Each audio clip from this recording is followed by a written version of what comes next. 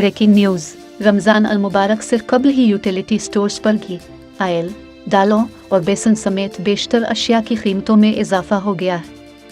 तफसीलात के मुताबिक यूटिलिटी स्टोर्स में ब्रांडेड घी और ऑयल 15 रुपये इजाफे से 417 रुपये फ़ी किलो का हो गया है। दाल चना की कीमत 17 रुपये इजाफे से 162 रुपये फ़ी किलो हो गई है।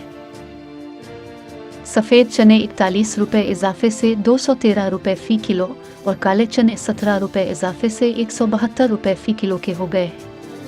दाल माश 22 रुपये इजाफे से 282 रुपये फ़ी किलो, दाल मसूर 85 रुपये इजाफे से 215 रुपये फ़ी किलो की हो गई है, जबकि बेसन 30 रुपये इजाफे से 190 रुपये फ़ी किलो का हो गया है। बासमती चावल 140 रुपये से बढ़कर 155 रुपये फ़ी किलो के हो गए हैं।